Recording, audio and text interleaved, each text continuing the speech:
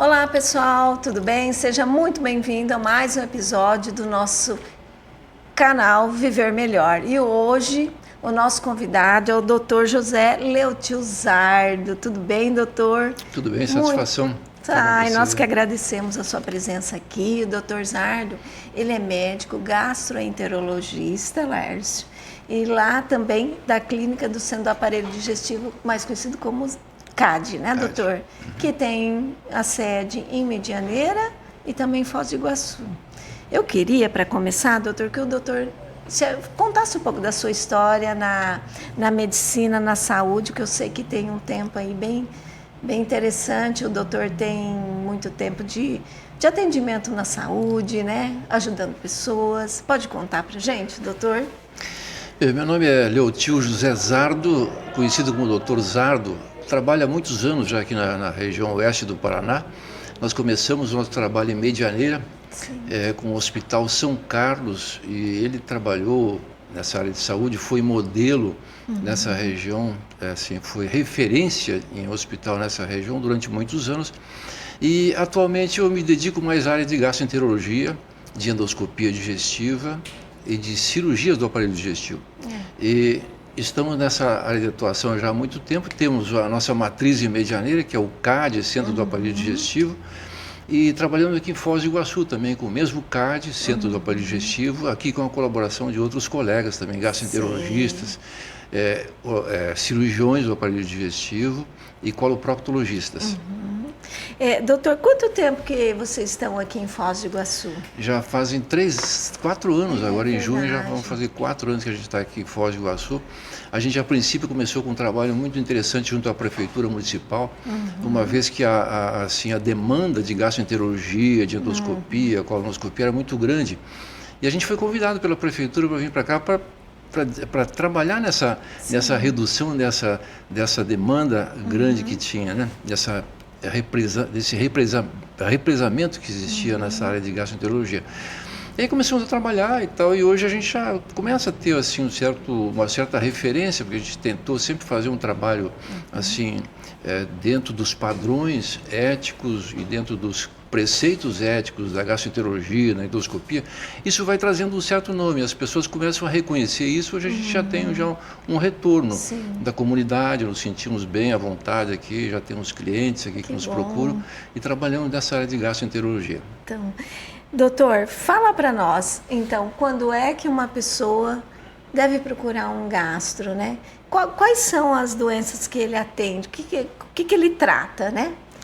Bem, a gastroenterologia é uma especialidade clínica, né? A gastroenterologia, por si só, é uma especialidade clínica que trata dos diagnósticos e do tratamento das doenças do aparelho digestivo de uma maneira geral, desde a boca até o ânus, e já inclui, então, esôfago, estômago, intestino delgado, intestino grosso, essa região coloproctológica e orificial também.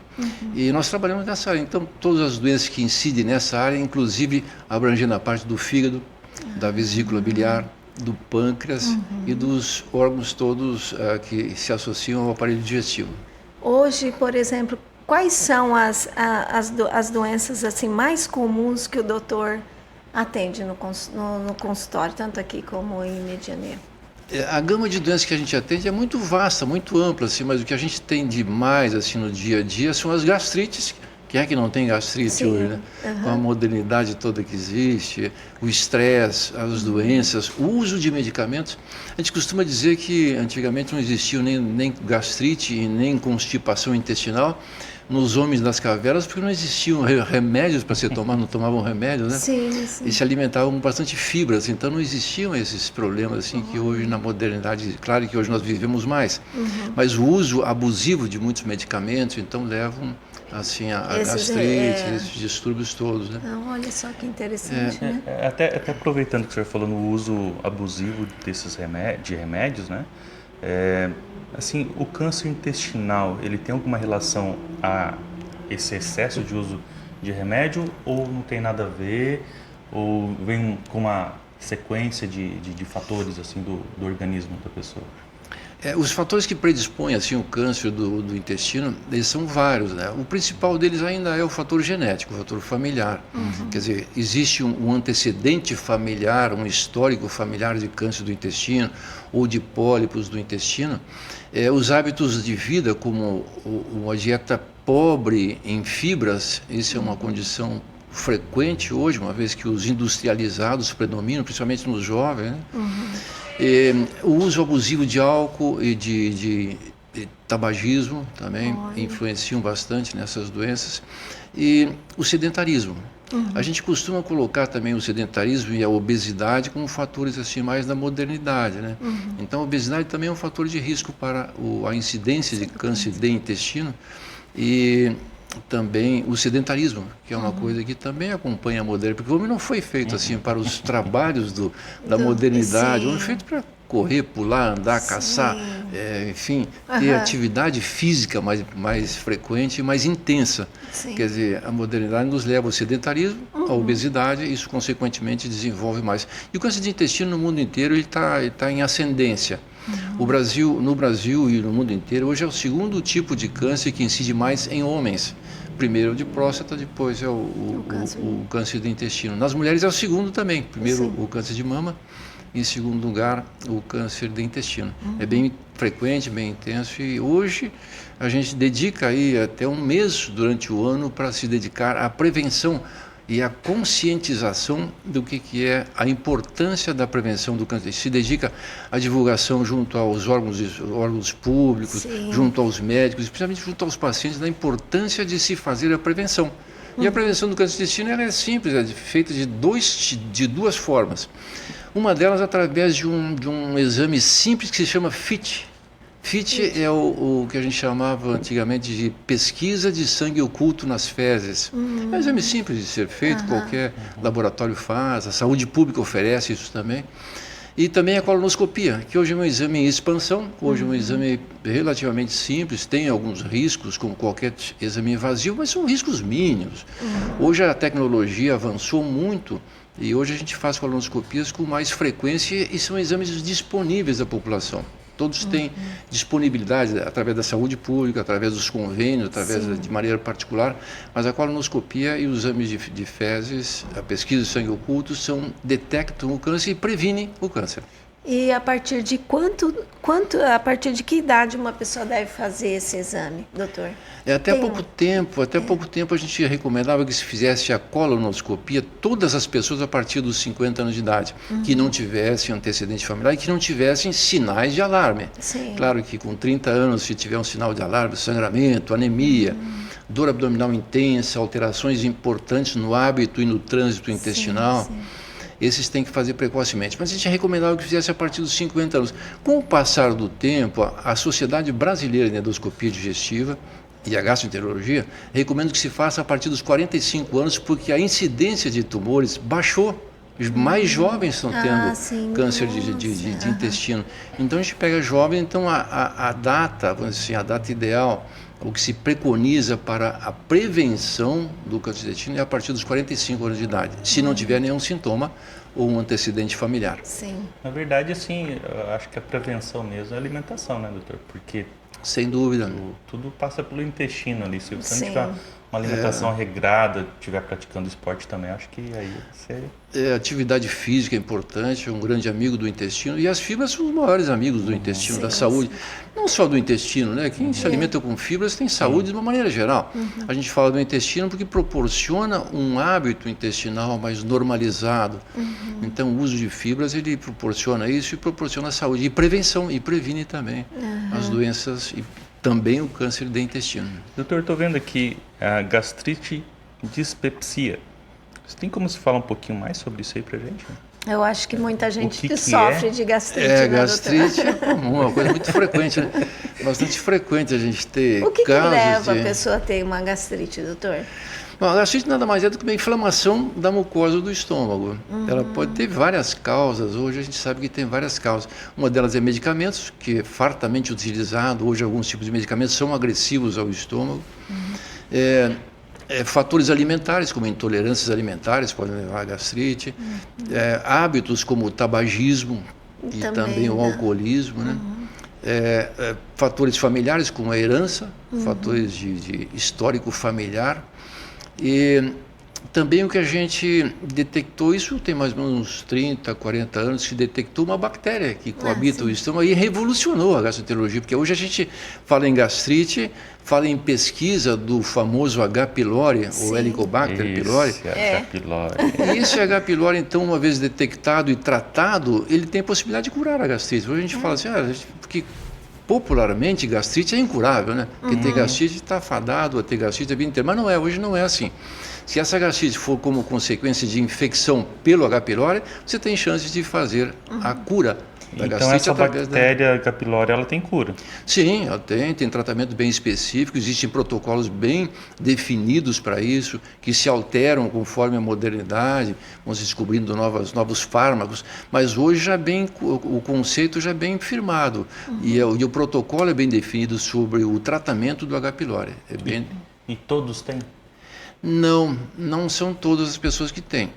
Porque existe não sei, acho que é uma fala aí que todo mundo tem essa bactéria, e mas como não é que verdade. pega essa bactéria também? Ainda é um desafio para a medicina o ciclo vital dessa bactéria, como é que ela como é que ela se contagia. Acredita-se, acreditava-se até há pouco tempo que a gente se contaminava na infância, que mais tarde ela viria a se manifestar. Hoje tem outras teorias, mas nada assim de efetivo, de concreto a respeito do ciclo evolutivo da bactéria. O fato é que ela está relacionada, ela tem mais incidência em países onde as condições socioeconômicas, sociodietéticas, sociohigiênicas são mais precárias. Então ela incide mais nessas regiões e cada vez mais você vê que existe uma redução na incidência, né? Em função da modernidade, da melhoria das condições de higiene, alimentares também. Mas ela tem tratamento específico, e se trata, se cura. A importância da erradicação do H. pylori diz respeito ao futuro, porque essa bactéria pode estar relacionada a doenças graves do aparelho digestivo, principalmente do estômago, como o câncer do estômago e outras doenças, úlceras e gastrites, enfim. Sim. Então, prevenir e erradicar a bactéria significa prevenção futura, prevenir doenças futuras. E quando essa pessoa ela tem a bactéria, o que ela sente? Bom, a bactéria em si, ela pode ser assintomática, porque é comum se fazer exames normais e a pessoa ter a bactéria, quer dizer, pensa-se que ela tem uma população baixa, que não chegou a causar nenhuma inflamação ou nenhuma complicação, e a pessoa tem ela como portadora assintomática. Agora, a bactéria em si, ela não produz sintomas. Os sintomas que a gente sente são sintomas que a bactéria provocou no estômago. Então, ela pode ter provocado uma gastrite e a pessoa tem sintomas relacionados a isso. A pessoa pode ter uma úlcera e aí vai ter sintomas relacionados à úlcera. Como pode ter mais tarde um câncer do estômago, sintomas relacionados ao câncer. A bactéria abre as portas, então. A bactéria, ela predispõe a algumas doenças. Se vocês lembram, um tempo atrás, as pessoas de mais idade lembram que se operava úlcera. Sim. Quantas pessoas, a gente viu, eu tinha uma úlcera e tinha que operar. Isso em 1980, e na história da medicina sempre foi assim. De lá para cá não se opera mais úlceras. Sim. Observaram isso, não se opera mais. O pessoal falava vai estourar a úlcera. Tem que operar. Tem úlcera, até hoje o pessoal tem úlcera, doutor, vou ter que operar. Não precisa mais operar. Por quê? Porque se detectou a causa da úlcera. Se erradica a bactéria, se cura a úlcera. Então, úlcera tem cura? Tem cura através da erradicação da bactéria H. pylori. Isso, como eu falei, revolucionou a medicina. Exatamente. A medicina ficou revolucionada em função da descoberta dessa bactéria e da sua erradicação, com a modernidade da farmacologia que nos trouxe assim os fármacos que são assim usados para a erradicação dessa bactéria. Tá, então assim, quando erradica ela da pessoa, ela não volta mais. Ela pode voltar. Eu acho que não se pode afirmar isso, sabe? Porque não se sabe exatamente o ciclo. Será que essa pessoa erradicou a bactéria, fez um exame e deu negativo, no próximo exame confirmou a erradicação e mais tarde ela veio apresentar. Será que essa bactéria não ficou estagnada ou ficou reduzida em sua população e depois cresceu de novo? Será que o antibiótico não foi resistente, a bactéria não foi resistente a esse antibiótico, que ela simplesmente reduziu e depois se multiplicou? Então é difícil dizer isso aí. Ou será que essa bactéria não esteja relacionada a contaminações futuras que a pessoa pode ter, que de repente se descobre qual é? São outros fatores. Mas a princípio a gente considera que a pessoa que tenha se erradicado a sua bactéria e que não tenha mais sintomas, a gente acredita que essa pessoa curou. Mas é importante. Definitivamente a então, bactéria. quando uma pessoa foi diagnosticada com essa bactéria, ela deve, por exemplo, ela faz uma endoscopia, eu acredito, né? Que é o exame que vai mostrar que ela está com essa bactéria.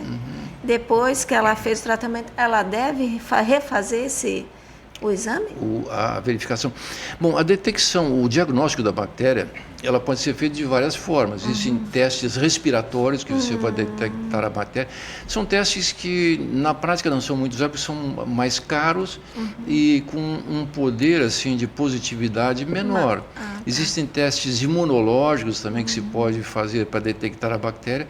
Agora, o principal ainda é a endoscopia, uma vez que você colhe o material e o patologista enxerga a bactéria. Sim. Ele vê a bactéria e determina o grau de população, de intensidade dessa população. Sim. Quer dizer, essa contaminação é alta, é média, é discreta, né? Sim. Então, ele enxergando então, ainda a endoscopia digestiva, ela é o fator principal do diagnóstico do H. pylori. E a sua erradicação, ela existe um protocolo. A maioria dos gastroenterologistas acredita que se deve fazer um exame pós-tratamento para avaliação ou confirmação dessa erradicação a partir de 2, 3 meses, a partir do término do tratamento específico para a erradicação da bactéria. É um tratamento muito forte, doutor, para conter ela, né? Isso é uma questão que o pessoal fala muito. Eu diria que é forte para a bactéria, né? Para a pessoa não é assim tanto. Porque agora existem efeitos colaterais dos antibióticos. São 2 antibióticos e um inibidor de bomba de prótons e tal. Mas esses antibióticos podem ter efeitos colaterais. Não que seja forte, mas a pessoa muitas vezes desenvolve efeito colateral por uma questão individual própria. Sim, sim. Ela teve lá uma intolerância, ou enfim, tem uma alergia, muitas vezes, um desconforto, em função do uso do antibiótico. Mas em si, para o ser humano, não é nada assim de forte ou grande, de grande risco, não tem risco nenhum, a não ser a intolerância que ele pode desenvolver por um efeito colateral. Agora que o senhor falou um pouquinho sobre intolerância, hoje a sociedade está mais apta à intolerância a vários alimentos, assim? Porque hoje a gente vê muitas pessoas com intolerância a leite, lactose, né? Não sei qual que é o correto a se dizer, mas de outros alimentos, as pessoas estão mais intolerantes? Eu diria que sim, também que os diagnósticos avançaram, né? Antigamente a gente tinha sintomas, pessoas que tinham sintomas de ficar estufadas, com muitos gases, burburinho, sofriam a vida inteira e não se tinha um diagnóstico definido. Hoje a evolução da medicina, a evolução dos diagnósticos veio a trazer o diagnóstico definitivo. Mas me parece que na evolução da espécie humana, com toda essa modernidade, as intolerâncias aumentaram. E elas são de várias maneiras. As principais delas ainda são intolerância à lactose. Acredita-se que no Brasil 50% das pessoas têm intolerância à lactose, mais ou menos, porque é quantitativa essa intolerância. Então, mais ou menos 50% têm intolerância à lactose. Outras pessoas desenvolvem intolerância a glúten, que se deve ter, é comum também o pessoal falar, aí tem as hipersensibilidades ao glúten e tem a doença celíaca, que já é uma doença, já é outro patamar. Mas existem outras intolerâncias à frutose, coisa que não é muito falada, e outras substâncias também que tem. A modernidade, sim, trouxe mais intolerâncias alimentares, não se sabe exatamente quais os fatores, mas trouxe mais intolerâncias alimentares.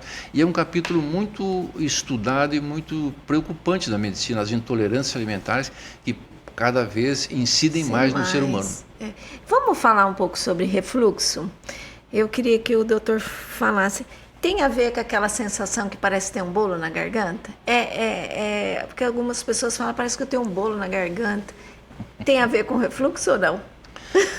O refluxo nada mais é do que a subida do ácido, que é uma coisa natural dentro do estômago. A gente produz uma quantidade muito grande de ácido diariamente e esse ácido deve ficar no estômago. Se ele tem algum fator... aberta.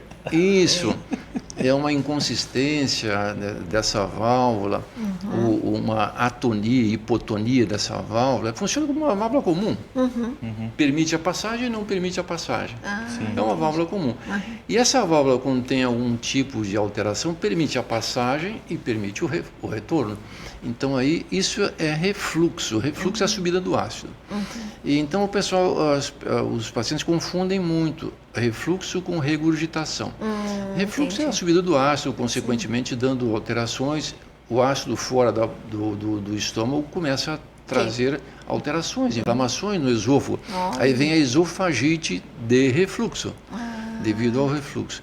E a regurgitação já é uma regurgitação do conteúdo ácido para o esôfago alto. Aí vem então as intolerâncias. O refluxo pode sim dar esse sintoma de disfagia ou de motricidade, alterações de motricidade orofaríngea ou mesmo do esôfago. E esses distúrbios se traduzem através de desconforto na garganta, aquela sensação de bolo, né? Algumas vezes pode ser devido ao refluxo, se bem que tem outras causas também. Mas algumas vezes pode ser devido ao refluxo. Então, o diagnóstico da doença do refluxo ele é feito através da clínica. Tem paciente que é evidente, né? Eu pensei, doutor, eu não consigo nem deitar que vem ácido na minha boca. Eles são pessoas que têm um refluxo bem importante e se faz clinicamente até o diagnóstico. Agora, o diagnóstico específico para você caracterizar e categorizar assim, o refluxo é a endoscopia ainda. A endoscopia, ela não em 100% dos casos, mas na maioria dos casos, ela te quantifica o refluxo. É uma doença do refluxo grau A, B, C, D, te quantifica isso e te dá um tratamento mais específico. Então a endoscopia, né, é muito importante. Doutor, desculpa, mas assim, em alguns casos é a válvula que está mais relaxada, não sei qual que é a palavra correta, mas assim, ela é só com cirurgia daí ou tem algum tratamento que reduz esse refluxo? A maioria das doenças do refluxo são tratadas clinicamente, com remédios. Hoje a farmacologia desenvolveu muito, né? A farmacologia hoje é impressionante o poder que tem em controlar esses pacientes. Agora, se você dizer assim, tem um remédio que cura a doença do refluxo? Não. Ele controla a tua doença do refluxo. Agora, tem pessoas que têm indicação de cirurgia? Tem sim. Tem pessoas que têm uma qualidade de vida tão comprometida que precisam e que não querem efetivamente tomar remédio a vida inteira. Doutor, eu preciso tomar remédio. E tem vários fatores. Os jovens são mais indicados à cirurgia, porque imagine o jovem com uma expectativa de vida muito longa viver a vida inteira com o seu refluxo. E todos esses são fatores que você deve colocar na balança para indicar uma cirurgia. O grau de intensidade, o grau de comprometimento da sua qualidade de vida, a idade e outros fatores, os riscos também de terem doenças mais graves em função do refluxo, de ter estenose, enfim, outras doenças. Isso aí são levadas em consideração, mas a doença do refluxo, basicamente, ela é tratada hoje clinicamente e a qualidade de vida dos pacientes é bem melhorada com o uso de medicamentos próprios específicos para isso. E a azia, ela está relacionada também? Azia é um sinônimo de refluxo, né? A gente confunde, o pessoal confunde assim, regurgitação com refluxo. Refluxo é sinônimo de azia, pirose. Então, doutor, eu tenho refluxo. A gente entende que tem azia. Queimação retroesternal. Tem queimação no peito, dor muitas vezes. E aquela sensação de queimação grande atrás do peito, né? Isso relacionado aos alimentos. E aí a gente estava falando de tratamento, assim, a gente esqueceu de falar medidas comportamentais também curam o refluxo. O remédio controla, a cirurgia cura, mas as medidas comportamentais também podem curar. Aí reduzir a obesidade, fundamental. Reduzir o peso, o refluxo diminui sensivelmente. Elevação... Comer muito à noite e dormir. Exatamente. A quantidade, a gente fala em quantidade, quer dizer, encheu muito o estômago, tem mais propensão de ter refluxo. Sentado, né, doutor? Então, porque a pressão aumenta, naturalmente o refluxo se torna mais fácil, mais facilitado. Então, elevar a cabeceira da cama, reduzir o peso, fazer uma atividade física, evitar refeições copiosas, muita quantidade, são fatores que também ajudam muito na cura do refluxo. Falando sobre o refluxo, azia, aí tem um tal remedinho que a gente ouve falar muita coisa sobre esse remédio e eu quero saber do senhor se realmente é isso, omeprazol. o uso constante de muito tempo, ele causa câncer? O que o uso constante do omeprazol ou relacionado a esse remédio causa para a pessoa, no organismo dessa pessoa? Bem, a gente tem que ressaltar que o omeprazol foi uma revolução, né?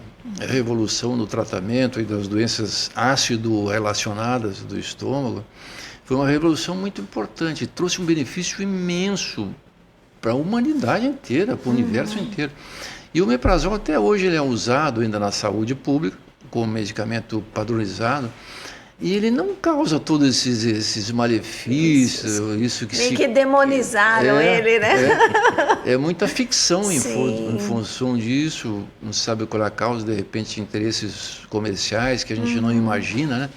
Mas o omeprazol ele é usado ainda hoje, não existe alguma definição, uma evidência científica de que o omeprazol traga algum malefício para as pessoas, como Alzheimer, câncer, que são atribuídos aí. Não existe nada que comprove isso. Está salvando o dia da pessoa, né? Porque... Exatamente. Essas coisas a gente deve pensar assim, se a saúde pública do mundo inteiro usa o omeprazol ainda, não iriam tão assim, né? trazer malefício para as pessoas. Então, não.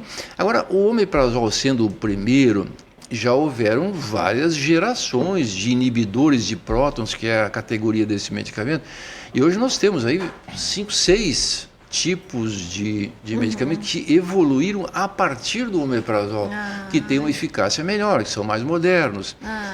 E não são padronizados ainda pela saúde pública, mas eles trazem benefícios progressivos e cada vez melhores para as pessoas que têm a doença do refluxo.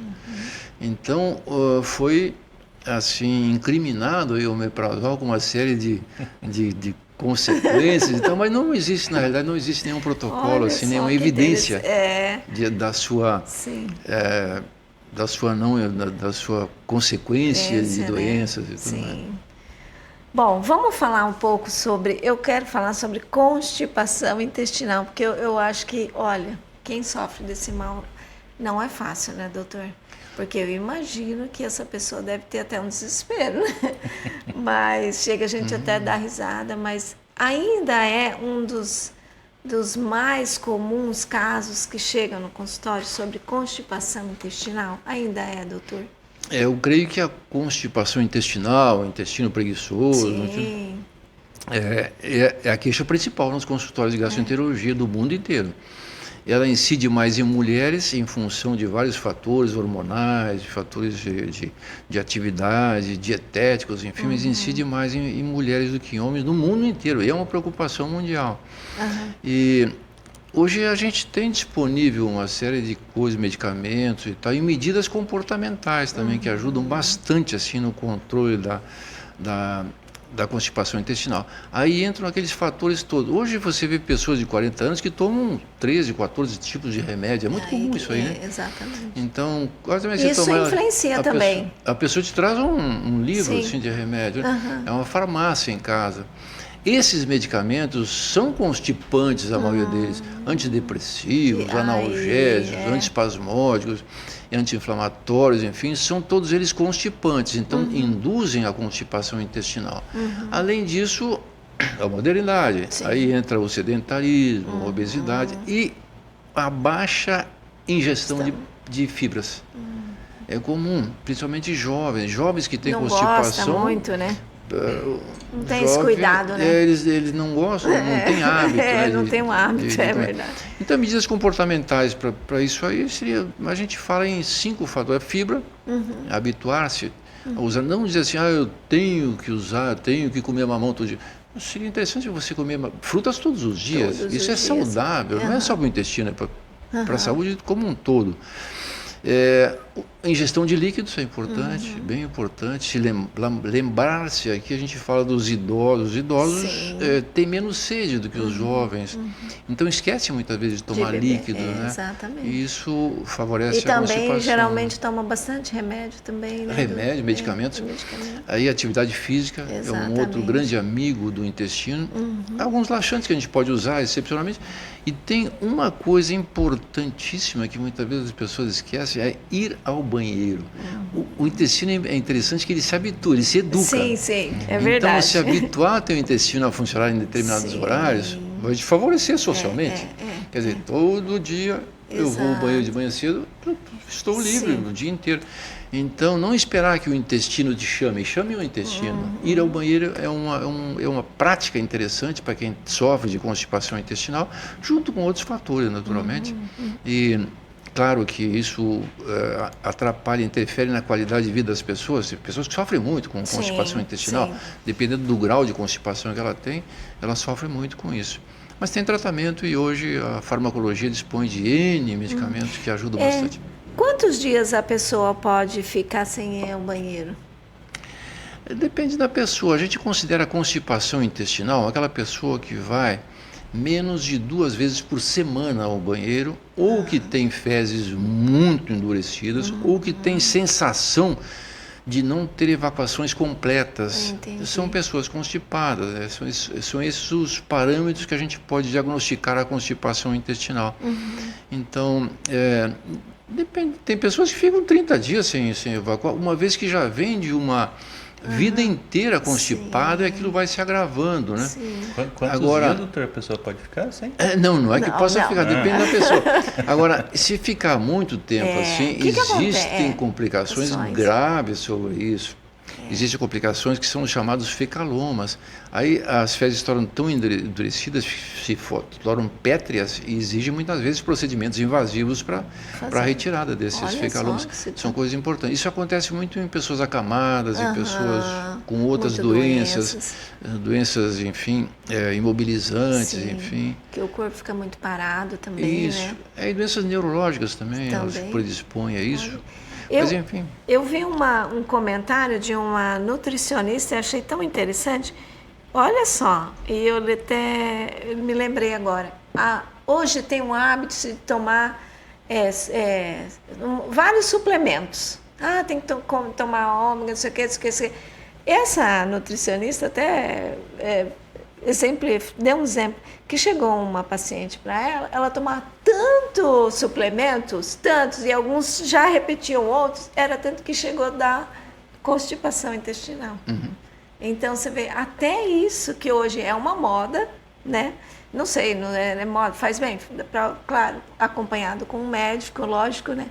Mas você vê, até isso, doutor, levou a uma constipação. E a pessoa sofria por causa do excesso de vitamina, ômega, não sei o quê. Outros... É medicamento em excesso, né? Isso é um fator que leva à constipação, sim. Tudo que é em excesso, né? Traz resultados aí drásticos.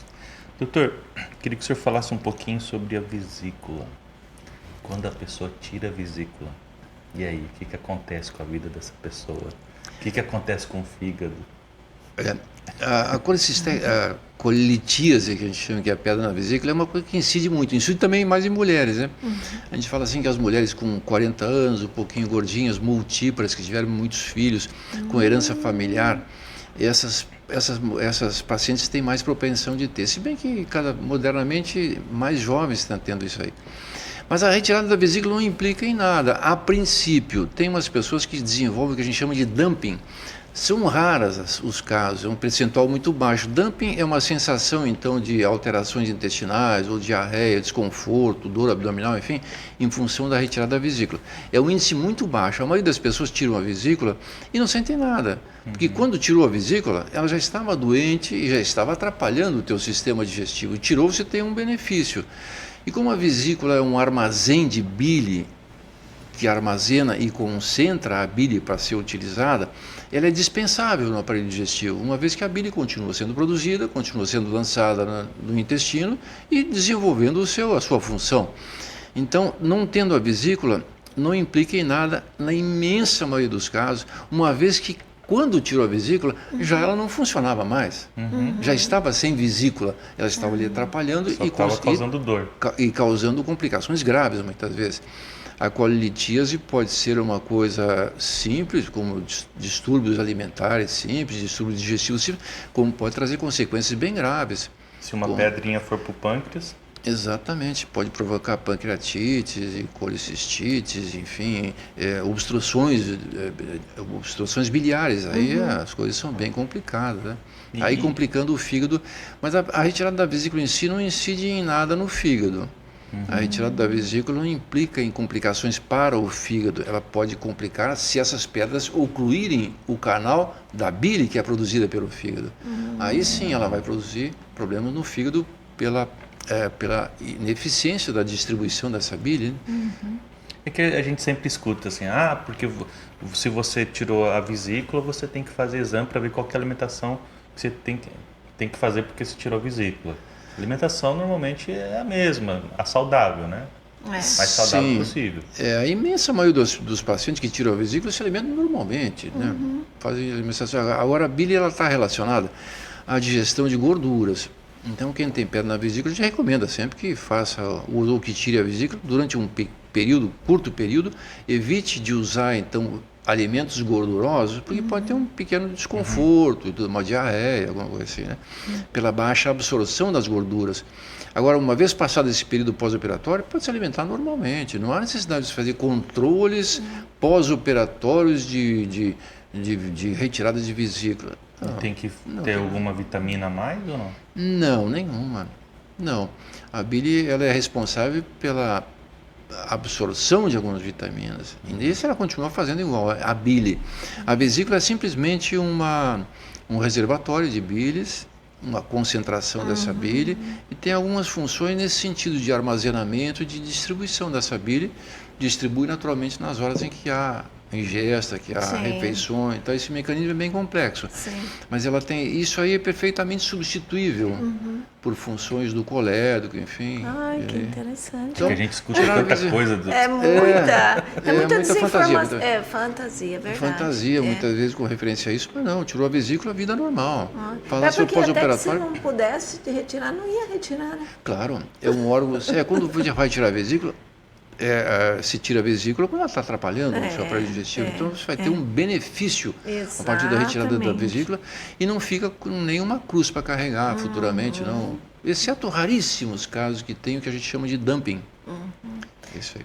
E essas pedras aí, que é devido à alimentação, bebida, que pode causar essas pedras? Não, aí entram fatores genéticos, né, de herança familiar, fatores hormonais, aí por que as mulheres têm mais do que os homens, mas elas são feitas de colesterol e de alguns outros fatores, de cálcio, né? E outros fatores. Agora, exatamente por que uma pessoa tem na mesma família, um tem, outro não tem? Será que é só genético ou alimento? Mas fatores alimentares exclusivos, não. Isso com certeza não. Tem que ter vários fatores associados, né, para isso aí. E alguns deles a medicina nem sabe o porquê, né? Por que crianças de 7, 10 anos, 16 anos tem pedra na vesícula já? Quer dizer, fatores que ainda estão para ser... Tem um colega meu que ele nasceu sem a vesícula. A genesia de vesícula. Essa é uma coisa possível. São raros, mas existem. Interessante, né?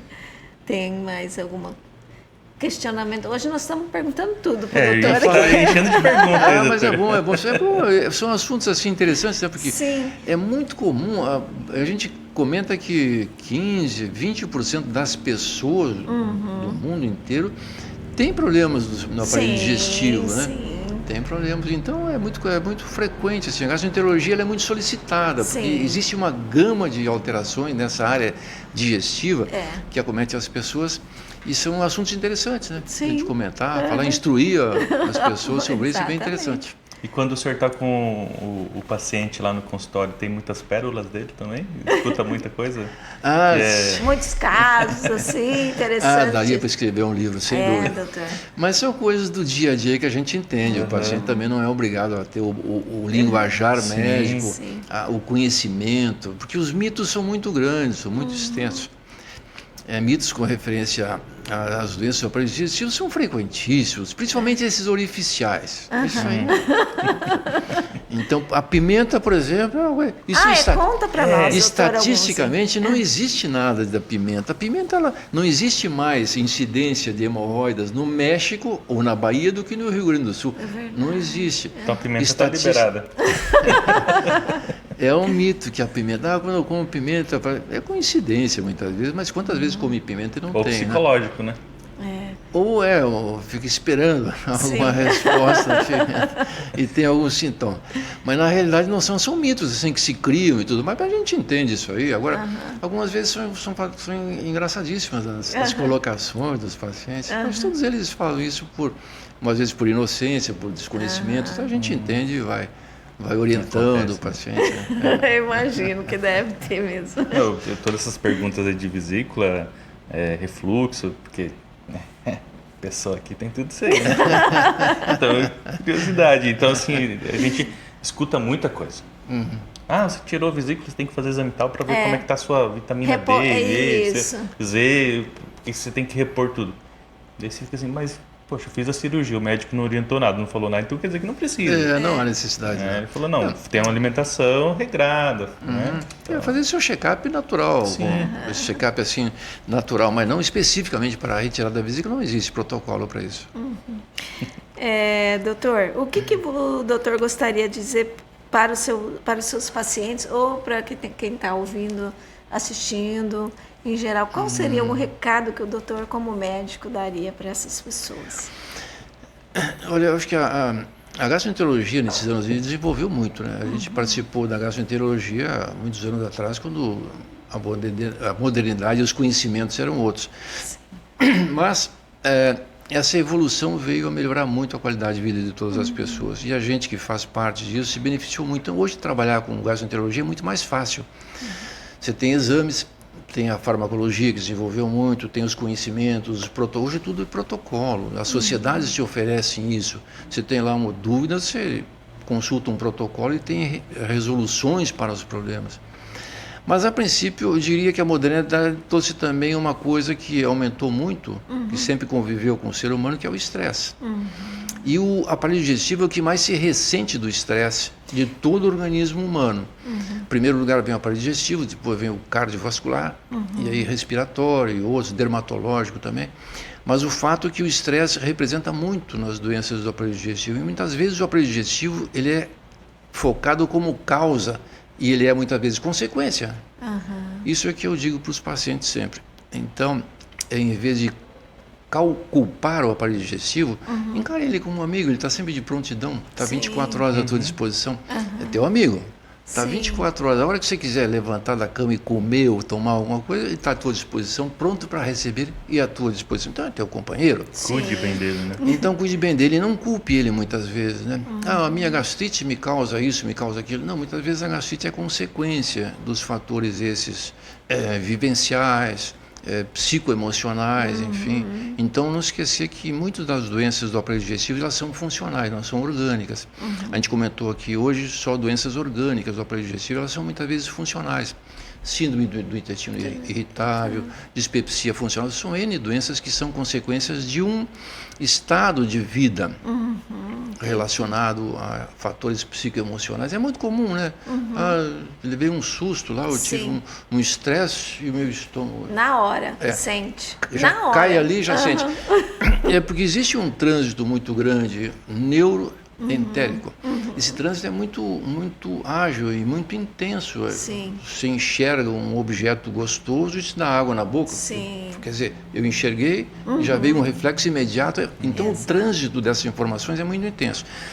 E essas informações, então, muitas vezes são confundidas. São estímulos, e esses estímulos podem provocar respostas maiores. Aí vem, então, dor, desconforto e tal, em função de estímulos psíquico ou neuroemocionais, né? Enfim. Olha que interessante. Então, são doenças funcionais do aparelho digestivo que são focadas hoje, muito estudadas também, protocoladas e incidem muito hoje. Então, eu diria o seguinte, o aparelho digestivo é teu companheiro, teu amigo. Está à tua disposição e entenda que ele sofre consequências, muitas vezes, do dia a dia, do estresse e tudo mais.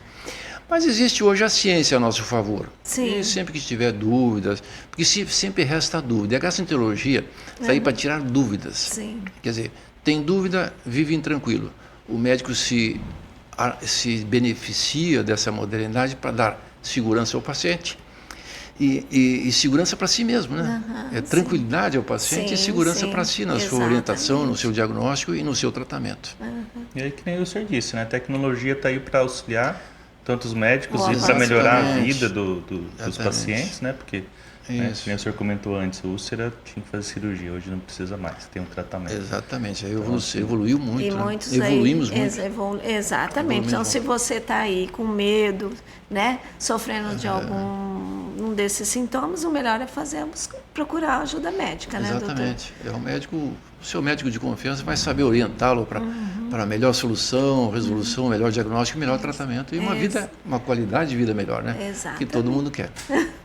Acho que é isso, né? Nós agradecemos ao doutor pela sua presença aqui.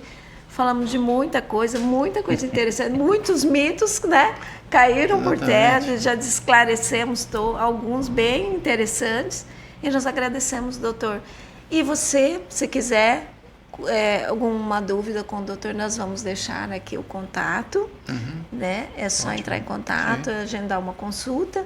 E nós ficamos por aqui e agradecemos o doutor. Obrigado pela sua presença, doutor. A Obrigado, satisfação doutor. foi nossa de vir aqui, conhecer o ambiente de vocês. Sim. E é uma satisfação sempre conversar sobre Não. aquilo que a gente gosta, que a gente faz a vida inteira. Exatamente. Obrigado a vocês também. Obrigada, doutor. E a gente se vê na próxima. Curta esse vídeo, compartilhe com seus amigos, né? E Não esqueça de se inscrever no canal e ativar o sininho. Tá bom? Até mais, gente. Tchau, tchau. Tchau, tchau.